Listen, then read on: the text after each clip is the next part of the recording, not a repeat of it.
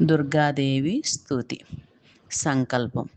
కష్టాలు ఎదుర్కొనే మనోధైర్యాన్ని కోరుకుంటూ దుర్గా దుర్గార్తి శమని దుర్గా పద్వి నివారిణి దుర్గమచేదిని దుర్గసాధిని దుర్గనాశిని దుర్గతోద్ధారిణి దుర్గనిహంత్రి దుర్గమాపహ